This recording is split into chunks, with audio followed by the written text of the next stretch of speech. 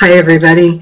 Today I am sharing some background information and 4 tips for how to release fear and anxiety so that as a caregiver for yourself or for someone else, you can continue to progress in life rather than feeling stalled or stuck, or honestly that you have to do things that you don't want to do. Believing the stories that we tell ourselves and being under expectations of other people. So expectations of what aging parents believe you should be doing if you're their caregiver. Expectations of what a spouse believes. Expectations of what siblings who are not helping you at all believe. Believing these stories and going along with these expectations, even if we disagree with them, can pull caregivers down or honestly just bury caregivers in a pile of more self-doubt and fear and anxiety. So stay with me all the way to the end of this video while I share some background and some context so that everyone watching, regardless of where you are in your care situation, regardless of who you're caring for, can realize that everyone that we interact with, including ourselves, are at very different places, different situations, and different levels in our lives. And that being at different levels it's part of life. Some people have more experience and some skills, other people have less. We all learn from each other. Number 2, I'm going to share some different perspectives and a story about how to release fear and anxiety by looking at life events from different perspectives so that you can make better decisions about your life, your care, the care of a loved one, or your participation in a care situation. Third, I'm going to offer some tips for how to break behavior patterns of fear, anxiety, other feelings that you don't want in your life that actually become self-conditioning behaviors if we don't notice this happens. And number 4, I will talk about the importance of having clarity, being clear across all parts of your life to eliminate and reduce these fears and anxiety, the stress, other limiting beliefs that really hold every one of us back from living our best lives. You can improve, you can heal any area in your life that is not working. You can change these areas in your life that are working against you. It is possible. So let me do a quick introduction. If this is your first time here, your first video that you're watching, I'm Pamela D Wilson. I'm a caregiving expert, advocate, and speaker who helps adults and caregivers plan for and work through health, healthcare, financial, legal aspects, relationships, every part of caregiving. If you are a subscriber to my channel or you're a return viewer, I thank you so much for coming back to watch this video. And if you do have a request for a future video, please add it in the comment section below so that I can read it. Most of these videos I do, this one included, are in response to caregivers who watch my videos and comment. So let's talk a little bit about how fear and anxiety affect daily life. Fear results from being uncertain about skills or abilities to manage through things. Fear can result from being threatened by other people or situations, or worrying about change that we cannot control, or losing something like self-confidence, our beliefs in ourselves, our self-esteem, good health, or losing someone in our life. Feeling anxious and overwhelmed, oh my gosh, it can become a behavior pattern that honestly we just spin and spin and spin and spin and spin and spin in, and we can't get out of it. Feeling anxious or overwhelmed can mean that you're constantly on edge. You're looking and you're expecting that next bad thing to happen, which if you're in this situation, you know, what does it result in? More worries and more bad things happening.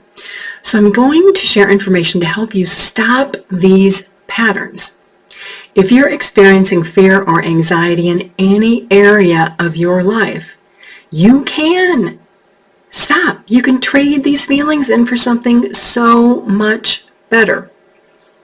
Now, if you're here, you know, you, me, everybody that we know has events in our lives that take us off that path where we want to go. We think we're going this way and we end up way over here.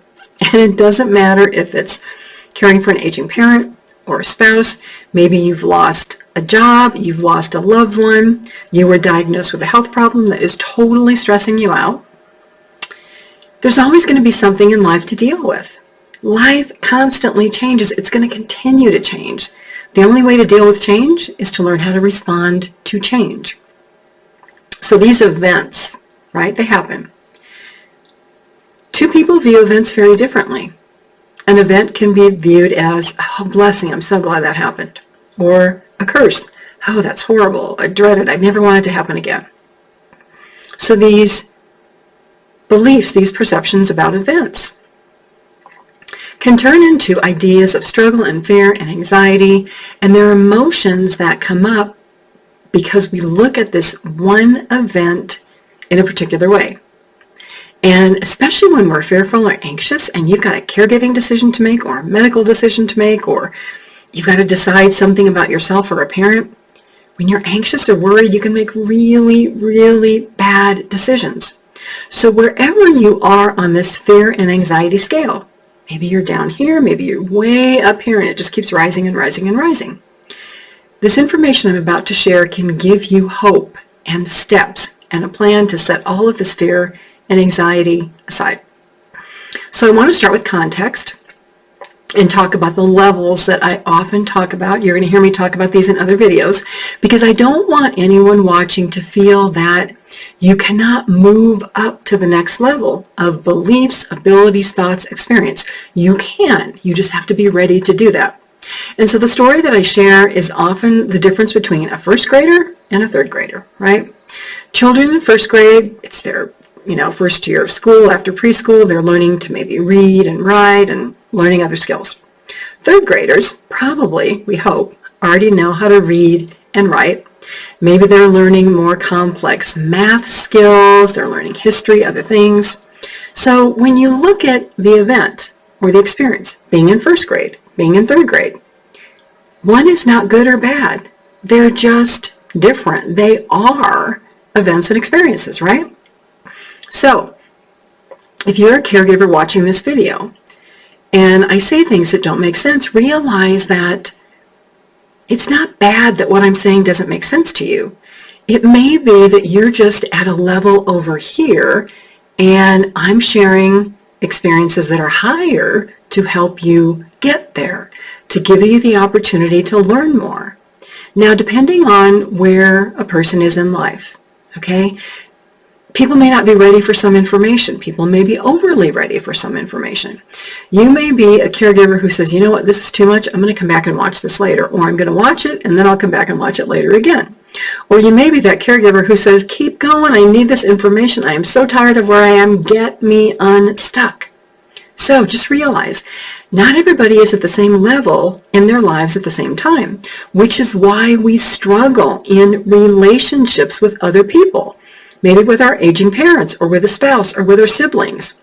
Because we all have different life experiences. You got to let the struggle of judging other people go, of thinking that somebody's wrong and that you're right, or that you're wrong or that they're right. None of that matters. We're all at different levels. It's just the way it is. So stop, if you can, putting your emotions onto other people and onto other situations. Your struggles will get easier. Trade all of this fear and anxiety for better alternatives. I'm going to help you keep moving forward. So number 2, I want to talk about perspectives and what I call limiting beliefs that can be incorrect. Now, I'm going to share a story, and I ask you to remain open-minded about this story because it is very, very controversial. I've had people who say, well, yes, this is how I feel, and I want to feel that way. I've had other people who say, those people are crazy. And I've had these people over here say, those people are crazy. Okay? So I'm going to share the idea of losing a family member in an unexpected event. And I can relate to this because I've had it happen. My oldest sister was killed in a car accident when she was 29 years old. One day she was here, the next morning she was gone. And so two people looking at an unexpected death due to an accident can look at it. One person may say, oh my gosh, that accident, it was horrible, it never should have happened. And so because this people places their emotions on the situation saying this was wrong, it should not have happened, this person chooses to continue this belief for years and years. It's like it shouldn't have happened, it's terrible. And every year on the anniversary of this person's accident, they relive the grief and their belief that, oh, this was wrong, it should have never happened. That accident was a big mistake. They want to blame it on somebody else. Maybe, if it was a car accident, the car manufacturer. Maybe there was a pothole in the road. Maybe it was the weather. The sun was, in the wrong direction. It was snowing that day. Just a bad situation. And so this person believes that living in this grief and this anger is their way to support the person who died. It's their way to show their love and their loyalty for their daughter or their son or their husband or their wife or somebody else that they know who died. And so this belief, these beliefs that keep going on and reinforcing are traumatic, but they become the story that this person tells themselves about why this was a bad situation, about why it was wrong. And they tell themselves they have to continue to grieve. They can't go on with their life. They believe that this event was so tragic and so horrible that they choose not to even possibly see it in a better way. And so all of this negativity and this grief and this anger and blaming other people for this event becomes a pattern in their life that crosses over into other areas of their life, making them look at everything from a negative light. So let's look at it another way. And this is the way that I look at my sister's death, right? I'm not saying it wasn't horrible. I am not saying it wasn't tragic. My belief is, God bless her. Good people die young. My sister died. She's off to another life, another better adventure somewhere. I do believe that we come back and live other lives. Whatever challenges my sister was suffering from, those are over. They're gone. I choose to remember my sister who died. And I choose to remember positive memories of her, happy memories of her, loving memories of her. She was in my life for a very short period of time, because I was 17 when she died. But what a blessing to get to know her. And I think of her a lot. So as you can see, the difference between perceptions and beliefs and views of an event, a single event, can be so opposite between two people. That belief can be a blessing. Oh my gosh, thank God I had my sister in my life, to a curse. Oh my God, it's horrible. Horrible things shouldn't happen to people. Well, beliefs. These beliefs can be this self-imposed prison where we get stuck in our stories and we don't find ways to work through them to find the positive. Maybe we don't find support, we don't learn coping skills, we don't find education or information, or we don't have a strong enough desire to say, you know what, as unfortunate as everything is, things happen. We don't know why they happened. There is no rhyme or reason for why they happened. But I'm going to choose not to suffer as the result of being involved in this event, whatever it is. So when you look at an event, it does relate to perspective. And for better or worse, all of our perspectives, all of our experiences is limited to our personal beliefs and our life experiences. So if we want to change the way that we look at something, we have to go outside of our experiences and find a different perspective, find a different thought pattern. It's also important to realize that people in your life, people that you hang around with, events on TV, All of those are bombarding you every day, and they're telling you how to think, and they're telling you what to expect. You've got to recognize that these stories, these thoughts that you tell yourself, can build, and they can grow bigger and bigger and bigger and more negative and more negative. When truly all you have to do is start believing in yourself and believing that you don't have to follow these negative narratives that everyone is telling you. Just say, I don't believe that. Show me the facts. I choose not to believe that. When this stuff bombards you, or when you think, oh, I can't do this, this is too hard, it's just terrible, create a statement for yourself that you actually believe, because believe is important, like, I am bigger and I'm better and I'm stronger than all of these worries and anxiety. Or whatever you believe in, right? My spirit guides, my angels, my God is with me now, helping me through this, right? Put those negative beliefs aside and affirm something positive. So I want to stretch our thoughts a minute and go up to another level, to a level of something that might be a little uncomfortable. Like, what if my beliefs about my parents or somebody in my family or a friend or a situation, what if my beliefs are wrong? What if I'm looking at this situation from the wrong way? What if I'm the person who is biased or prejudiced or judgmental? Could that possibly be possible? Nobody likes to think that way. The stories and the beliefs that we tell ourselves result in us being unhappy and fearful and stressed and anxious and judgmental of other people. Are you willing to give up these stories and beliefs, set them aside, and move ahead? The story that you tell yourself about why you can't do something, about why somebody else is wrong, about why that shouldn't happen, is the story that stops you in your tracks. It's the story that buries you 6 feet under. Are you willing to put an end to that story or to those stories? Because I will tell you, most people, and me included, you included, everybody, we allow our beliefs to tell us how to see things in life. And sometimes we might suspect these beliefs are wrong, but you know what? It's harder to change a belief, right? It's harder to say, well, gosh, I was wrong about this, and this is why I was wrong about it. So the first step is to question yourself and say, well, you know what? Maybe I'm looking at this the wrong way. Am I looking at the situation the wrong way? Are there other ways I could possibly look at this situation? Now that takes effort, okay? And this is the reason people don't do it, right?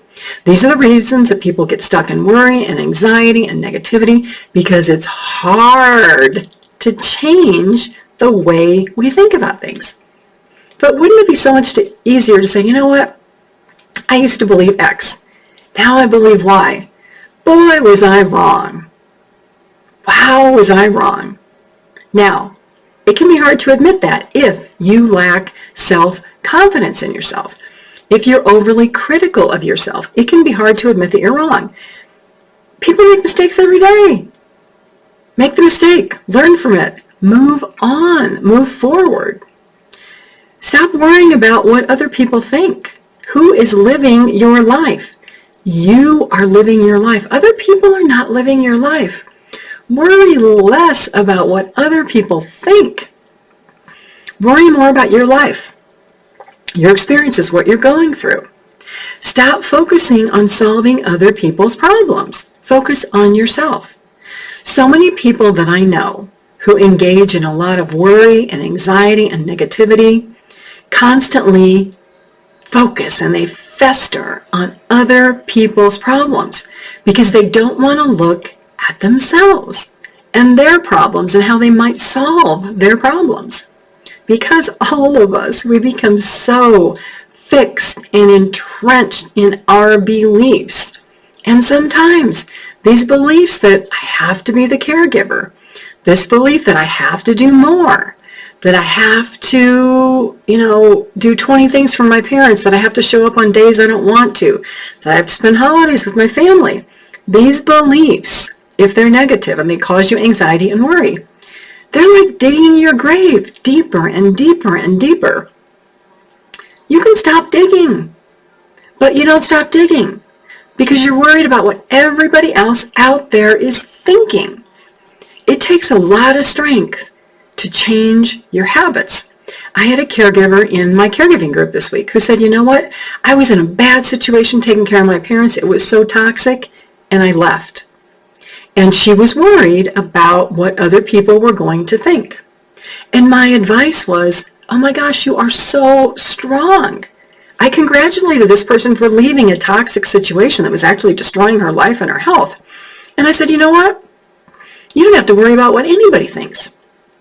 If anybody asks you, your simple answer was, it was not a good caregiving situation for myself. I left. Period. End of story. You don't have to explain to other people in great detail why something was bad for you. So all these beliefs that caregivers have about other people's expectations and having to do them and what other people will think, your family members and other people, if your health and your well-being is suffering, if your life is suffering, your marriage, your work life, your children, you're digging a grave for yourself. And there's a lot of research out there that confirms that there's a large percentage of caregivers, from the teens to the 20s to the 30 percentages, right, of caregivers who die before the person that they care for. More so caregivers of people with dementia, because it's hard. So if you can stretch your imagination and your willingness to think about things in a different way, and consider that you and I see the world possibly not objectively. We see the world from our emotions and the emotions that we place on events and situations. So if you can accept that, then maybe you can accept that you can think differently and your life can change and it can be way better than it is. So another simple example. Somebody gets an invitation to a party and they're like, oh, I'm so excited to go to this party. I haven't seen these people in a long time. It's going to be great. Person goes to the party. They have like the best time they've ever had. Opposite situation. Another person gets an invitation to the exact same party. They're like, oh, I got this invitation. I don't really want to go. I feel like I have to go, so I'm going to go. And so they go, and they don't have a good time. Well, why is that? Because they were going because they felt an expectation that they had to go. And so they went and they didn't have a good time. Two people at the same party. One had an amazing time. The other one was miserable. So again, if we can go back to accepting that two people can see exactly the same event, have exactly the same experience. One is really happy, one's joyful. One is miserable and full of fear and anxiety. Then can you possibly consider that your life can be happy and joy-filled instead of miserable? To progress beyond this fear and anxiety that actually can result in making a lot of poor decisions about care and caregiving situations, and then it gets miserable and more miserable, you've got to believe in possibilities instead of suffering. Because if all you believe in is suffering and fear and anxiety, that's all you're going to continue to get. You're going to continue to bury yourself deeper and deeper and deeper, and it's going to be harder to dig yourself out. So, a caregiver asked me to do a video and to share a story about how beliefs and expectations can result in poor caregiving situations. So this is a story about a caregiver who was married, and this caregiver didn't work outside the home because they had some physical disabilities and health issues. And they had children, so they kind of took care of the children and stayed at home. And so the aging parents of this caregiver started to need help, and the caregiver was worried because they were, time limited, taking care of their health, taking care of the kids, running the family, doing all that kind of stuff. And so the caregiver really didn't think about it. The first thought was, oh, you know what, it'll be just so easy. We'll just move mom and dad into the house. So caregiver talked to the family. They all agreed, yeah, might be a good situation. Maybe, the parents could spend more time with their grandkids. It would be great for everybody. Well, what the caregiver really didn't give enough thought to was that caregiver had health issues that they really needed to take care of. And the kids needed time and attention, right? So moving grandma and grandpa in added a lot of stress. And, some family disagreements about who was going to watch what television channel and food in the fridge and all that kind of stuff. And so what happened very quickly was that this caregiver got more stressed, wasn't sleeping, was worried more about everything. And so what went from a situation that is like, oh, this will work, this will be manageable, we can do this, went to bad and then worse. So this caregiver realized that even though there was a good intention of like helping mom and dad and bringing them into the house and it would be easier, the fear of like having something happen to the parents kind of fueled this decision, right? So event, mom and dad got sick. Oh my gosh, what are we going to do? Easiest thing, just move them into the house, right? Well, after giving this a little more thought and then seeing the impact on the caregiver's health and the relationship with the children and all of this, the caregiver's like, oh my gosh, that was like the worst thing I could have ever done. And I did it because I was emotional about the situation. I was worried about my parents and something happening to my parents. And I didn't think through it. I just reacted and did it. So in this situation, the caregiver had to step back and say, you know what? My beliefs were wrong. My beliefs that I could and should be that caregiver were wrong. And so through all of this, the caregiver and the spouse realized that, it was a wrong decision. We're going to correct it right away. They spent some time, found an option, moved the parents out of the home. So the lesson that this caregiver wanted me to share was that even though you can be the caregiver, maybe you shouldn't be the caregiver. Or maybe you can be the caregiver, but you shouldn't keep adding on more responsibilities and more responsibilities and more responsibilities and keep doing and doing and doing and doing and doing to the point that your health and your well-being are so affected and your family is so affected and your career is so affected. Maybe you shouldn't do that. Maybe your belief that you have to do it is only going to cause more problems and more harm. So let's move into number 3. I want to talk about what I call self-conditioning behaviors. So if you have a behavior that's not good for you, whatever it is, fear, anxiety, maybe you smoke, you eat junk food or whatever, those emotions and habits can become self-conditioned behaviors. Oh my gosh, I'm stressed. I'm going to eat a donut. Oh my gosh, I'm stressed. I'm going to have a cigarette. Oh my gosh, I'm afraid. So I'm afraid, I'm just going to like freak out. I got to, go close myself off in a room and isolate myself, right?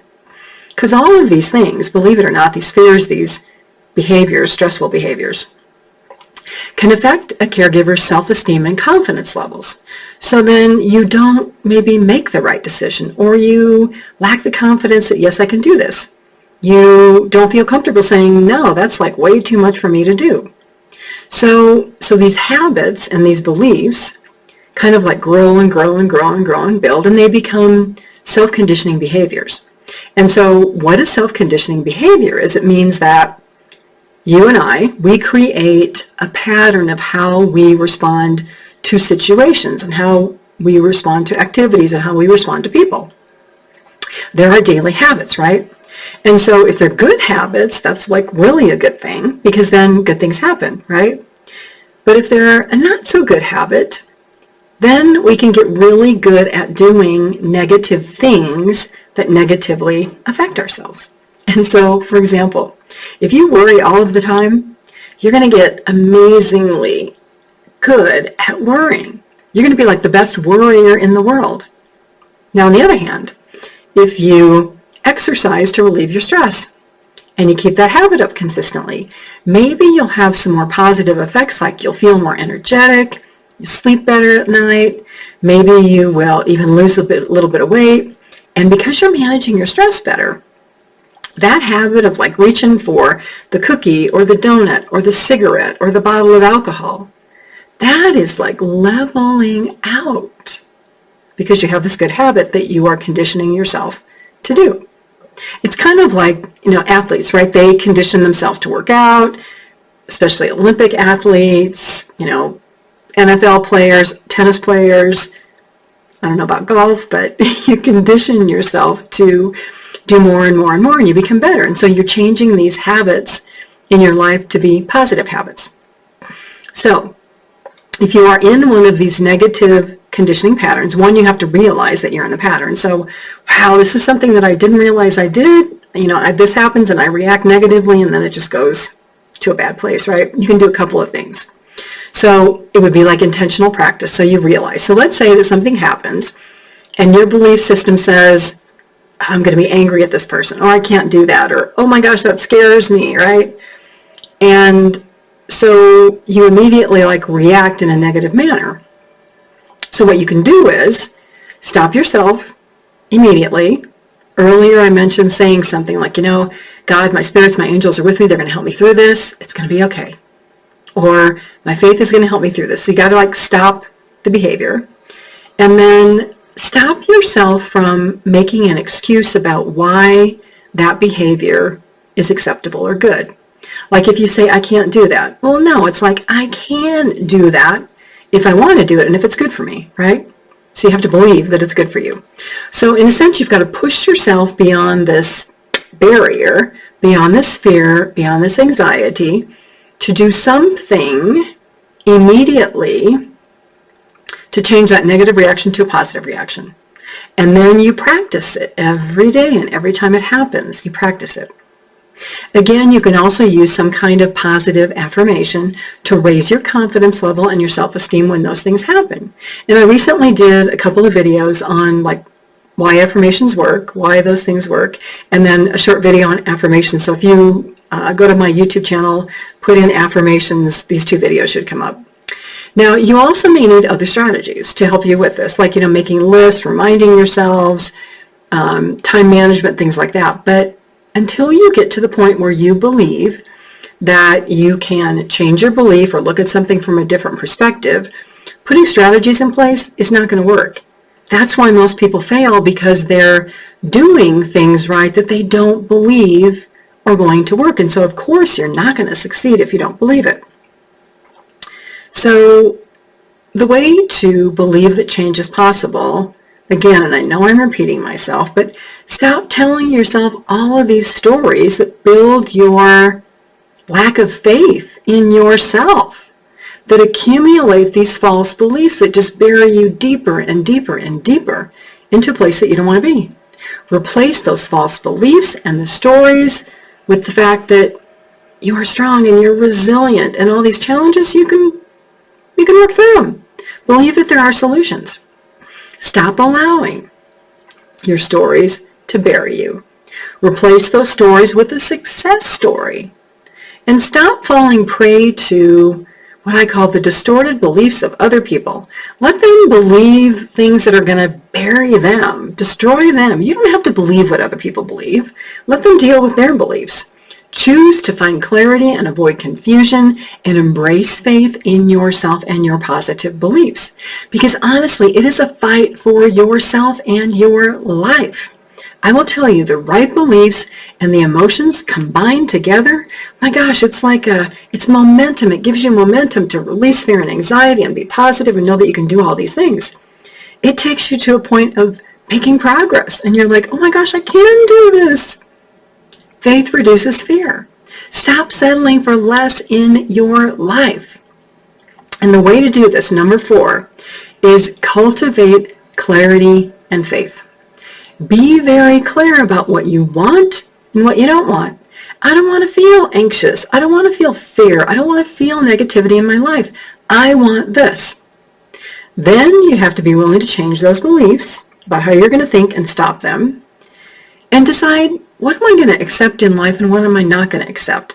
I am not accepting other people to put their rules about how I care for somebody on me when they're not participating in caregiving.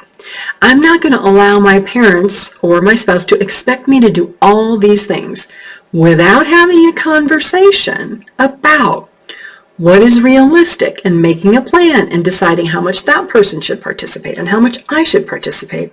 So it's not like you're just walking away from a situation saying, hey, you know what, I'm done. I am done. That is not the idea. It's to say, what do I want? What don't I want? What expectations are reasonable? What can I accept? So that you're not buried in all of this negativity. It's also important to gain clarity, to know that you deserve good things in your life, positive events, loving people, a good job. Gain the clarity and the belief that your life, it should be good. It should be positive. Stretch yourself to move up from first grade to third grade to sixth grade to high school. Get up to the penthouse of that building. Keep rising up to the next level by doing uncomfortable things that will grow and stretch your abilities and your beliefs in yourself. Write down one thing that you learn every day. When you wake up, it's like, oh my gosh, what am I going to learn today? What's going to be better today? And what can I appreciate and be grateful about today?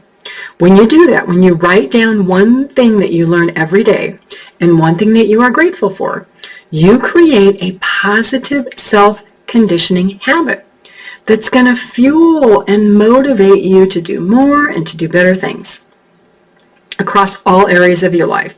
You have to be very clear in your thoughts and your words and your deeds. You can't criticize somebody over here and then expect not to be criticized over here. You can't say that you want peace in your life and then create drama for everybody else. That doesn't work. You've got to be consistent in your thoughts, your words, and your actions to be on the same track to get to where you want. You can adjust your thinking and your beliefs to eliminate all these negative self-repeating patterns that you do not want. Grow your faith and your belief in yourself. Simple things. When you turn on a light switch, you believe that light's going to come on, right? If you're a gardener and you plant a flower or a seed, you expect that in a week or so, the green's going to start growing up out of the ground. When you stop at a red light, you expect that everybody else is going to do the same thing, right? That's faith. That's belief. Work to gain that level of faith and belief in your actions. When I do this, this is going to happen. Imagine better caregiving relationships because you are a better friend, because you're more patient, because you're more compassionate. Imagine that you have better health because you're not as stressed. Maybe you're eating better foods. Maybe you're exercising. Imagine that you're happy. Remember what it feels like to be happy. Emotions and beliefs are just amazing energy that can bring all of these things into your life. Say to yourself, I am very clear. I know exactly what I want. I claim my beliefs. I claim my faith. I am going to live a good life. My faith and my beliefs, they heal everything that's not working in my life, all the imperfections, any harm that's happening, any illness, any sickness. My faith is going to resolve this. Do the work. Make the effort to heal everything in your life that is not working. You can do it. I thank you all so much for being here. I'm Pamela D Wilson. I'm a caregiving expert, advocate, and speaker. Information about me, my professional life, my work life is below this video. There are links to my website, PamelaDWilson.com, my podcast, my blog posts, more videos, how to schedule a one-on-one consultation with me, online courses about caring for aging parents, guardianship, power of attorney. All of that information is there for you. Please do like this video, follow my channel, subscribe, say thank you, even if it's only to say thanks for the video. You can share a comment. You can tell me where you're watching from, share an idea for a video. Any participation that you give to my channel. Whether it's that like, that follow, that comment, helps other people find their way here. So you can actually do a good deed today for someone else. I thank you all so much for being here. I know this has been a long conversation with a lot to think about. So please consider thinking about things a different way, looking at life a different way so that you can live the life that you want. I'll see you all again soon in another video.